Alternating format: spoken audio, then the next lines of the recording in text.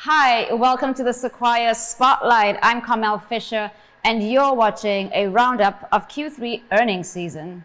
With me, I have Mr. Mark Frohnmayer, the president, founder, and CEO of Arcimoto Inc. with the ticker FUV. Mark, welcome. Carmel, thank you. Glad to be on the show. Awesome. To give our viewers a real quick highlight on what Arcimoto is all about, I know we're in the exciting space of the EV market sector. So please give us more information on what exactly Arcimoto is involved with. So at its core, Arcimoto's mission is to help catalyze the shift to a sustainable transportation system.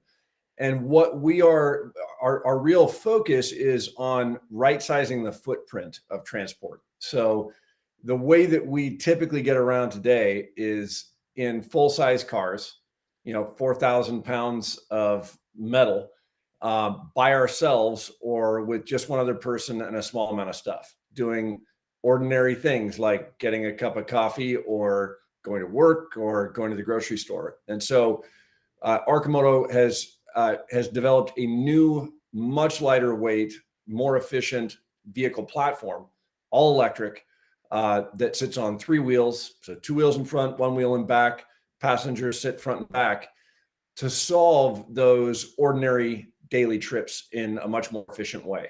And we've been in production now since 2019. And we've actually, since then, so our flagship product is the fun utility vehicle, the FUV. But we've now built a whole family of products on that very same electric vehicle platform, targeted at different use cases for the last mile or for the last 10-mile type trips. We have the Deliverator, which is for last mile delivery, the Rapid Responder for emergency services. We now have a flatbed variant, the Roadster, which is sort of our pure on-road fun machine. And we are now in the phase of making the push towards mass production. So we acquired a new facility in the second quarter, and we began the renovation of that facility in this quarter in Q4, with the goal of actually moving our assembly line in Q1 of next year. So we've got a mountain of work in front of us, but we're getting vehicles out into the world. They have been very well received, and we're looking forward to making a significant contribution towards solving really what is a very significant problem of our times. Excellent. I'd like to know what you're most passionate about. There's a lot of good initiatives coming forward and a lot of new vehicles as such. Which particular portion of the business are you most passionate about? I think there are probably two that really are right at the top of my list. I mean, the company's overarching goal right now is get to scale. So it is in getting to mass production that we really start making a true impact. And then the next generation piece in terms of the really continuing to push the envelope on the lightweighting of vehicles and the push towards incredibly sustainable transportation options is what we're calling Platform 2. That's why we acquired a company about a year ago called Tilting Motor Works, that has really the world leading technology, we believe, for leaning three-wheeled vehicles. And we've been in sort of a skunkworks development mode of an e-bike, e-scooter class product based on that technology for more than a year now. And that's something that, given our mission and sort of the really right sizing the footprint and making it affordable for everybody, that one is certainly exciting to me. But there's, it's hard to pick just one thing that we're doing that is my favorite or that I'm most passionate about, because really we are working on just a ton of cool stuff. 100%. I knew it might be a little bit tricky question for you, but I thought I'll take a try anyway. So, those are some of the strengths that I'm hearing coming through there. What potential issues is affecting the company's overall performance? Well, as with everybody in this space right now, we are subject to what is a very topsy-turvy global supply chain, and I think that's probably been what has given us the most headaches over the course of the last 18 months. But beyond that, we're also growing quickly, and that brings with it all of the challenges of leadership development, of really growing all of our processes to match the needs of a scaled global enterprise, and that means a lot of emphasis on culture and making sure that we're all talking to each other in the right way. So it's not just the engineering of vehicles; it's really the engineering of the enterprise, and making sure that we're building a company that can last and a company that can win. Excellent. What are the recent reported earnings and revenues for Arcimoto for Q3? Say again. So we're here to discuss Q3 earnings season. Would you like to highlight any of the top points you wanted to take away from that? So we are still in what I would consider very low volume production mode today. We did ship a record number of vehicles to customers in the third quarter.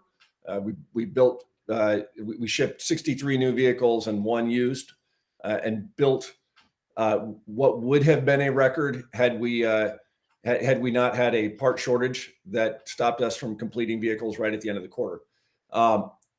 But I would say that really the bulk of the company's focus right now is about that push to mass production, and then getting really developing the market space. So we have what we think is so far is a fairly unique model in terms of in-market experience, which is that we are focusing squarely on vehicle rentals as sort of that first touch point for customers. Mhm. So getting rental operations up and running. We opened our first two company-owned rental stores at the very end of Q2. So Q3 was sort of our first full quarter of operations of our owned rentals. And then we're looking at a variety of different ways for getting vehicles into the hands of other rental operators. And that could be anyone from an established outlet that is renting golf carts and electric bikes, or it could be a hotel that wants to offer an amenity, a vehicle as an amenity to the guest. So in terms of what we are most focused on today, it's really about that push to get to scale, where I sort of look at what we are doing in terms of revenue right now as de minimis compared to where we intend to be in relatively short order. 100%. Awesome. And so it sounds like there's a lot of short-term and long-term plans in the works to get this, this product out to the market. Are there any particular areas or locations that are showing more interest than others?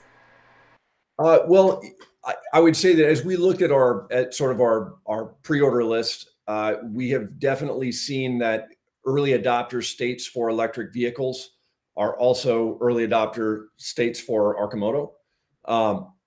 The sort of open air nature of our first product lends more towards a warm weather type climate. Although we're in Oregon, where it rains a lot of the year, and we actually have quite a large customer base here in Oregon as well.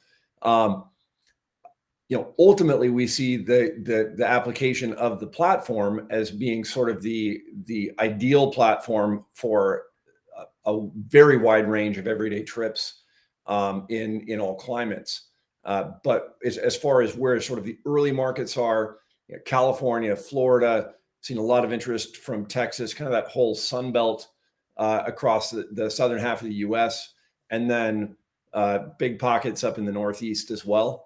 And I should say as well, we have received inquiries from literally all over the planet. The Arcimoto platform really has been designed not just for the domestic market, but ultimately we see any locale that has dense metropolitan areas, small crowded streets as being potentially very fruitful markets for Arcimoto. Wonderful. What projections do you have for the following quarter? So we have not released, detailed unit projections for next year. We anticipate that there will be a pause in production in Q1 as we move the facility, the assembly line, sub-assemblies, materials, and so on over into our new facility. Once that move is complete, we expect to see a significant jump in unit output for the balance of the year.